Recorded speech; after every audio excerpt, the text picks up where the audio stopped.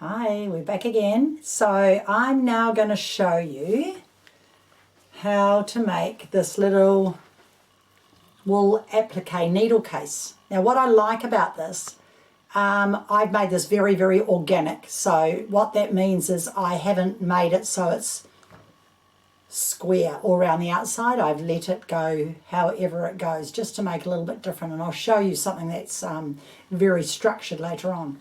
So this was a pattern on one of the Bernina blogs, and they just had done circles, but because we've got all these beautiful fancy stitches on our machine, I decided we'd use a lot of the fancy stitches, and I've done something different around the outside which I'd not done before because I wanted to play around with my machine stitches. And inside I found some fabric I've had over 10 years, so it's very, very bright. So I've lined it with my Laurel Birch cat fabric. And what I do like about this needle case is the way that the inside felt has been folded, so you can see everything in every layer of your needle case, rather than it being just folded in half and you can't see everything that's in there.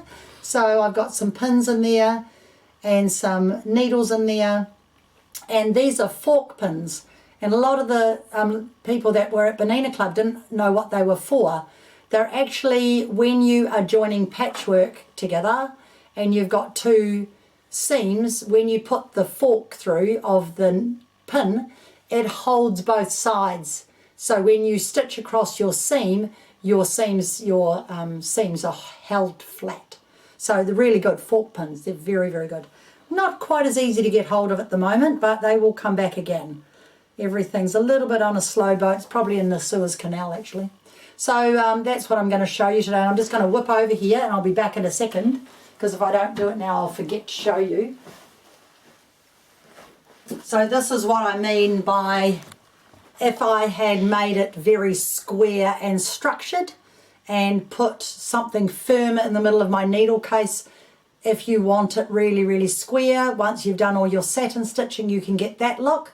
But I've made it so that when it's stitched, it kind of, you know, it just goes the way that it's going to go with the wool felt. So it's quite fun. So the first thing you need to do is you need a piece of felt. So what I've done for this one is I'm going to go black. And I've got a piece of felt here, and I've just started putting some little appliques on them. Now, how do you get the applique all cut, ready to put on your design? So what I've got here is I've got a piece of pattern. If you don't know how to draw, you can just photocopy a pattern out of one of your books and lay it down, and this is a light box. If you don't have one of these, you can put it up against your window.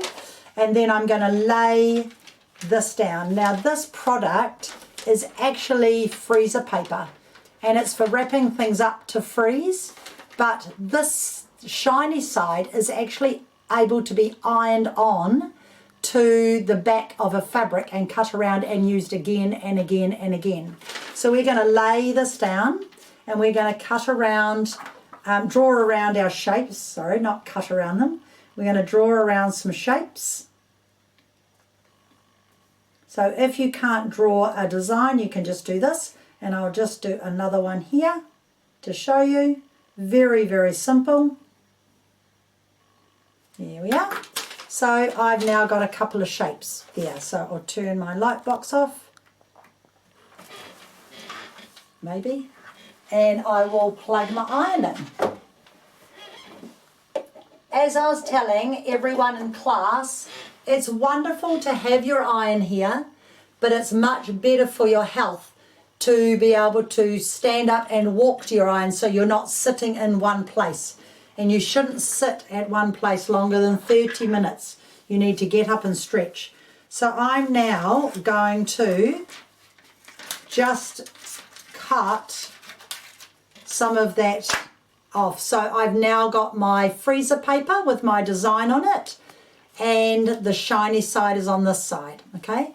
So I decided that this needed more colour, so I'm going to use lime green, and I'm going to iron that onto the back of there. In fact, I will need to cut it in two, so just leave a little bit around the outside and the wrong side is, let's see, that's the right side, that's the wrong side. So I'm going to iron this onto the wrong side, put that where I'm not wasting too much, and that will fit onto there, and just give it a very light iron. If you iron it too much, as some of you will remember in the class, you can't get it off. You want a light iron, literally just that, because all you want to do is to cut around your shape. So if you're not good with shapes, you can just simply use freezer paper. It's very, very good. If you go to America at any time, haha, good luck, or if you're in America, you can just go down to your grocery store and buy freezer paper in a roll. But here in New Zealand, we can only buy it through our quilting suppliers. So it's a lot dearer in New Zealand than it is probably anywhere else. So now I'm cutting on my line, and I'm just going to cut around my shape. But the beauty of freezer paper is I simply take that off and I can iron it again and again and again until it doesn't iron anymore. So it's a wonderful product because you can keep using it over and over and over again. So when you're thinking about shapes, if you're not real keen on doing lots of points, then don't choose a design with points. Choose something that's curvy and has rounds. So be aware of that when you're learning. If you do circles, they're much easier than doing points. You have to use a different stitch and go a little bit slower. So see, I'm just cutting this out.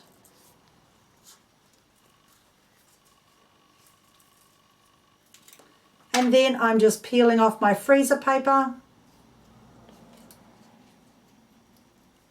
And I can iron that back on and do another one. So it's wonderful. It's really, really, really good. It's going to just fit. Now I'll put it down here. So you only just iron it a little tiny bit, and then I can cut that out again. Brilliant. So first things first, we want to do our design. So I've got some pieces cut out here, and or you could do, I'm just doing random flower designs, but you can see here you could do some animals. There's a little fox taking shape. Okay, so whatever you like. First thing you want to do is halve your felt. Now you have the instructions of the size of your felt, so I've just halved. This is some felt I've had, some wool felt, and so I know basically this is the area I'm working on. So I'm just going to get some of my green felt, and I decided I quite liked the idea of these colours. So I'm just going to put some leaves out that I had already cut out. Don't go too close to the edge because you're going to be, that looks nice. You're going to be satin stitching on there. That looks a little bit of fun. I might even bring it down a little bit now I see that. Tuck these ones underneath. Like that. See if you like the look of it. Like my little green bit there, just to give it a little bit of a zhuzh, and I've got another bit here.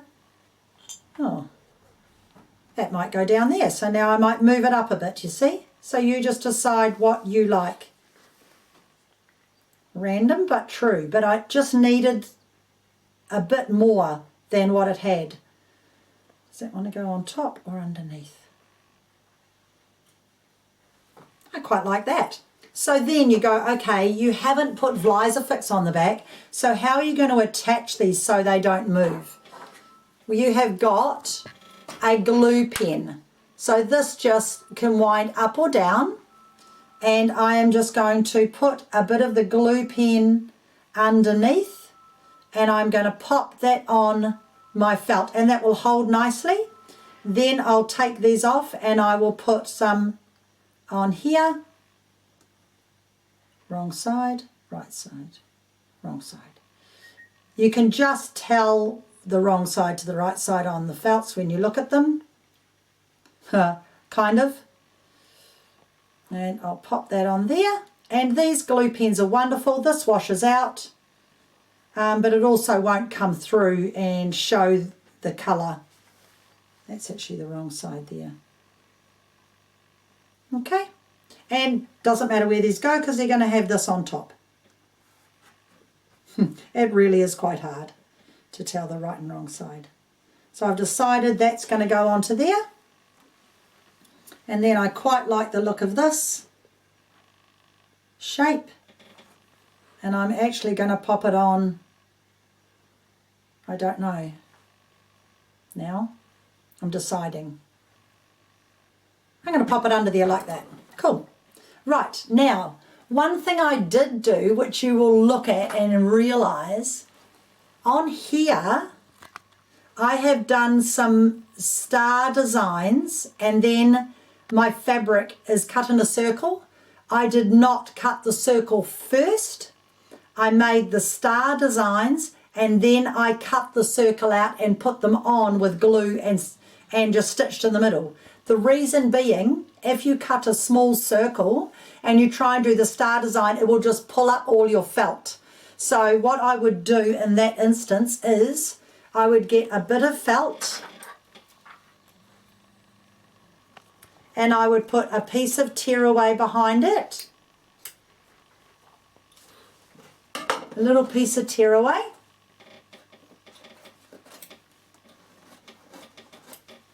And I will do my designs first, okay? So I'm going to do a circle and I'm going to put a star and I'm going to put it in the center of my design. Now the next thing is the best part, choosing the colours. So this is Aurifil 12 weight. And I love the Aurifil because of their colours and it's lovely and thick. And I like the look of that colour on there with the black. And I also think I might put some of, you see that looks a bit dull, of the hot pink as well.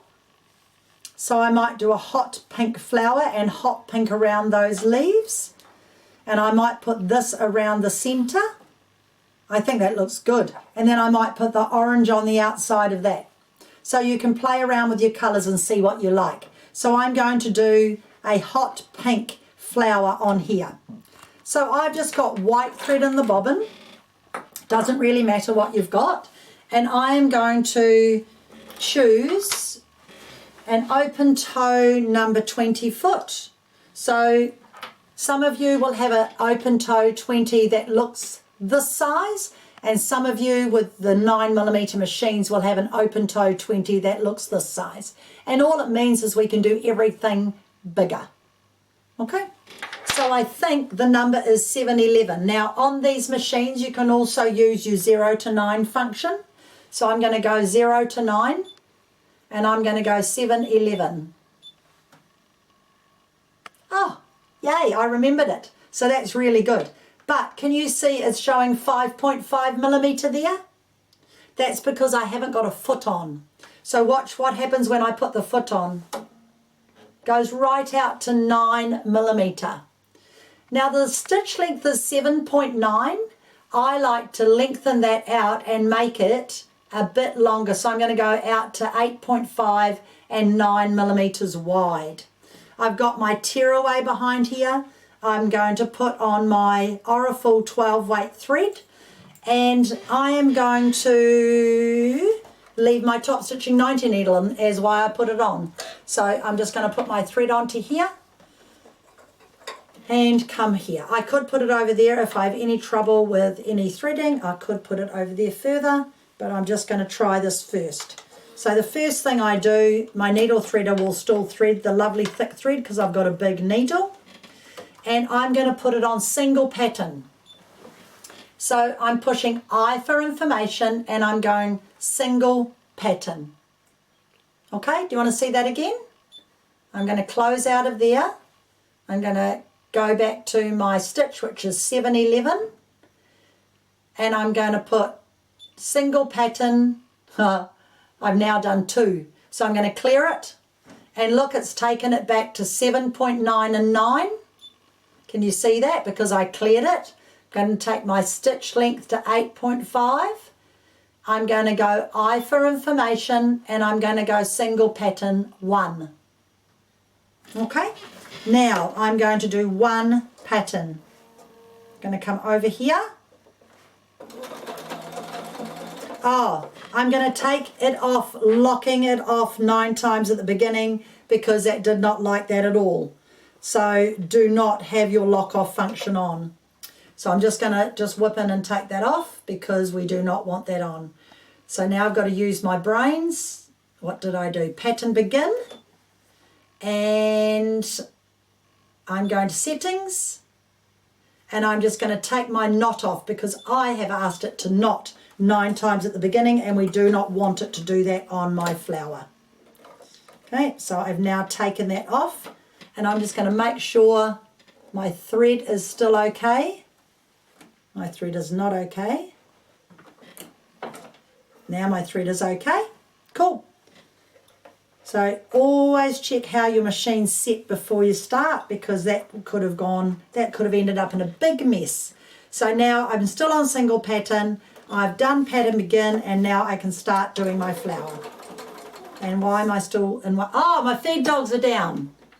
As well as having the knotting off function, my feed dogs were down because we had darned. So start again. Pattern begin. See, you just got to follow all the rules.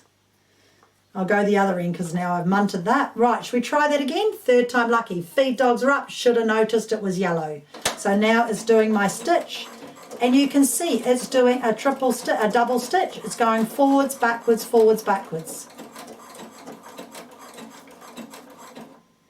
That has finished one design. Now, watch what I do. I take my work out. I check I'm happy with that flower. And I'll do another flower over here. 1, 2, 3, 4. See, it's going forward, back. And that beautiful thick thread looks amazing. I'll thread those threads through later. And again, and I can do 3 or 4 or 5, whatever I like to do. Okay? The reason why I'm not locking those off, because I will pull those through and I'm going to be stitching through the middle anyway. Okay? Now, once you've done that, you can get a template. So I'll just pull that through to the back. Just like that. Okay, so I've got my thread here. I just find my white one underneath and you just give it a tug and pull it to the back. And then you can pull all your threads to the back. Leave the tearaway on there. Sometimes you need a pin.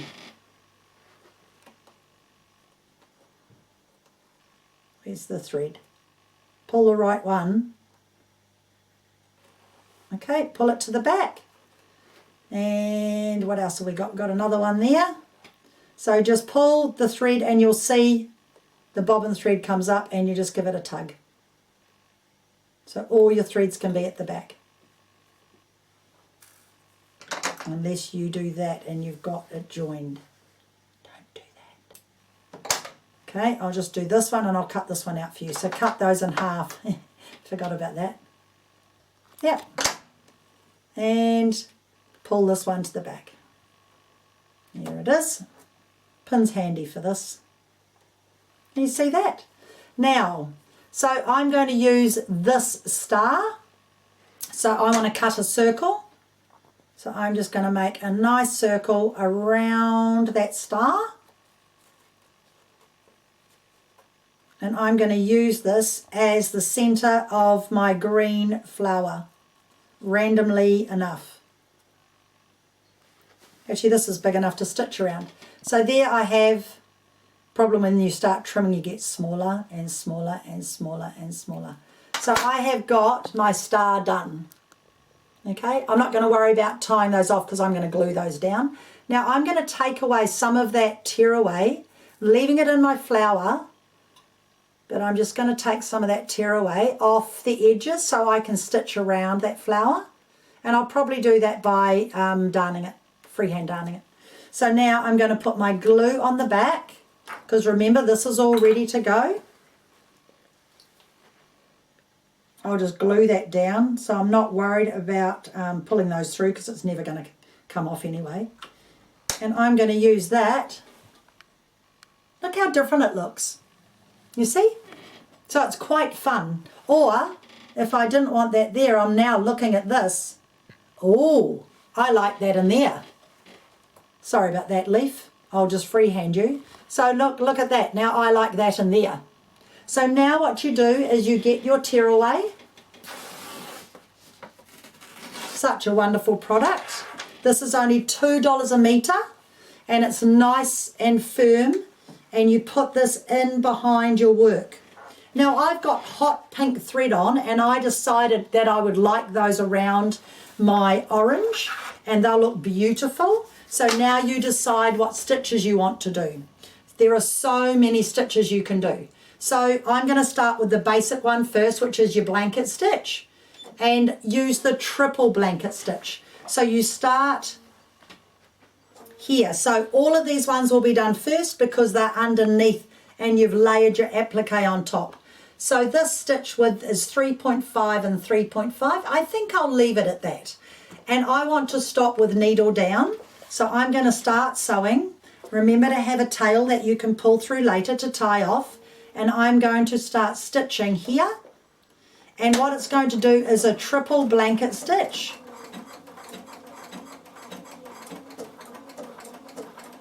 Now I can see my thread coming from the bottom to the top. So I'm going to make my top tension down lower. So it's on 4 and I'm going to take it down to 3 because I can see the thread. Now I'm going to put my machine onto single pattern because I'm going to use my knee control to turn it around to stitch it. So I'm going to go there and then I'm going to do my next one. Now lift, turn. 1, 2, 3, 4, 2, 3, 4, 5. Ready? Turn. 1, 2, 3, 4, 5. 1, 2, 3, 4, 5. That's the stitch. Turn. 1, 2, 3, 4, 5. So it's 5 when it goes across. Goes down first. 1, 2, 3, 4, 5. 1, 2, 3, 4, 5. Okay, can you see how it's doing that? So you count your stitches. Going to take that tension down a little bit more. I can still see my bobbin thread. So I would normally, if that happened, I would put in my yellow bobbin thread, tightens my bobbin tension. I don't need to muck around with my tension. So this is my embroidery bobbin thread. I'd put that in normally. Okay, so I'm just going to show you again. So 1, 2, 3, 4, 5. 1, 2, 3, 4, 5. Now I need to turn it. 1, 2, 3, 4, 5. 1, 2, 3, 4, 5. Now, when I turn it around on the point, that will not be very neat and tidy. So I'm going to lift my needle up and I'm going to come right up to that point. I'm going to put my needle down by hand and I'm going to look on my screen what it's doing. So I'm going to go pattern begin, so it starts on the right hand side. Okay. 1, 2, 1, 2, 3, 4, 1, 2, 3, 4, 5. Perfect. It's exactly what I want. Now turn it. 1, 2, 3, 4, 5. 1, 2, 3, 4, 5. Can you see what you've got to do? You've got to just go slow and check what's happening. Now I can go a little bit faster. Okay. But if you leave it on pattern, single pattern, you get a great result. And play around with all your different stitches. Don't do all the leaves the same. Do them all different colours if you want to. Do them all different patterns and have a play with your machine. Blanket stitch is good, but triple blanket stitch is even better. Now I'm going to show you how you do your flower around curves. That looks great. See, it's all about colour. The beauty about the Aurifil 12 is there's loads of colours. There's beautiful creams and greys and blacks and tans and everything, but I've decided to go vibrant with these ones. Okay, lift and turn. One more. Okay, and I'll stop there because I can thread that back through. That looks great. Okay, now So you can embellish all of this. I just want to show you quickly how you would go around a circle. So have fun with your machine. So this here, this little tiny flower has been done on a 5.5mm machine. Now I'm going to show you how it looks with a bigger stitch. So I'll leave the pink on so you can really see it. And I am going to pick that stitch. Oops, got that jammed under there. 711. Remember it now. 711. Tick it, and the machine has remembered what I changed it to, which was 9mm and 8.5. I'm going to put it on 8.5 width and 8.5 length. And now you watch what happens. Remember, single pattern. Yep. So now I'm going to do it with this. My knee control's down. 1, 2, 1, 2, 1, 2, 1, 2. So I'm counting.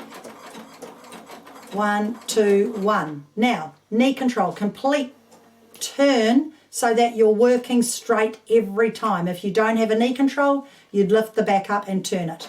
Okay, so nice and slow.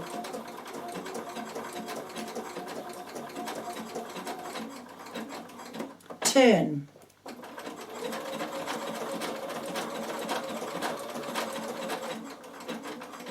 Okay, so it's a matter of just, I've got the tiro behind there, of just listening to your machine.